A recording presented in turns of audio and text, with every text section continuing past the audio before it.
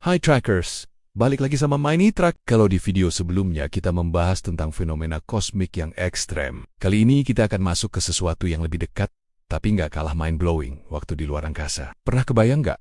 Kalau waktu ternyata bisa berjalan berbeda, tergantung di mana kamu berada. Kedengarannya kayak film sci-fi, tapi faktanya, ini beneran nyata menurut fisika modern. Dulu, orang percaya waktu itu mutlak. Semua orang mengira detik demi detik berdetak sama dimanapun. Entah kamu di bumi, di bulan, atau di ujung galaksi. Tapi pandangan ini berubah total ketika Einstein muncul dengan ide gilanya lewat teori relativitas khusus tahun 1905 dan teori relativitas umum tahun 1915. Einstein membuka mata kita bahwa ruang dan waktu itu sebenarnya saling terkait, membentuk semacam kain kosmik yang bisa melengkung. Nggak percaya? Tahun 1971, ada eksperimen keren namanya Hubble-Keating. Mereka bawa jam atom super akurat naik pesawat keliling dunia. Dan tahu apa yang terjadi? Jam di pesawat berjalan lebih lambat dibanding jam yang diam di darat. Bedanya memang tipis banget. Tapi ini jadi bukti nyata. Waktu itu relatif, guys. Ada dua hal utama yang bikin waktu bisa berbeda di luar angkasa. Pertama, kecepatan tinggi. Semakin cepat kamu bergerak, waktu buatmu akan berjalan lebih lambat. Ini yang disebut dilatasi waktu relativistik. Kedua, gravitasi kuat. Semakin dekat sama medan gravitasi yang ekstrem, waktu juga melambat.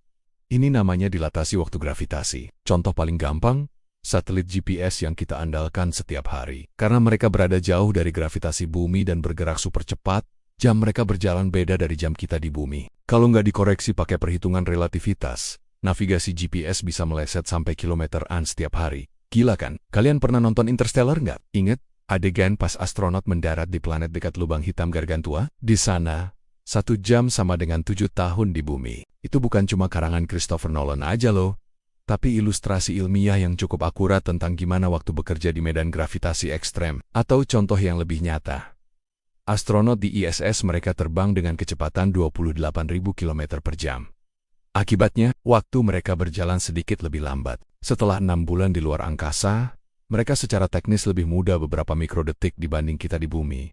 Kecil sih, tapi tetap aja keren. Yang lebih mind-blowing lagi, lubang hitam bisa jadi mesin waktu alami. Bayangkan aja, kalau kamu masuk ke dekat horizon peristiwa, waktu buatmu bakal melambat drastis. Secara teori, perjalanan ke masa depan itu mungkin, tapi ke masa lalu, itu masih jadi misteri besar dalam fisika modern. Kenapa sih kita perlu peduli sama dilatasi waktu ini? Jawabannya simpel.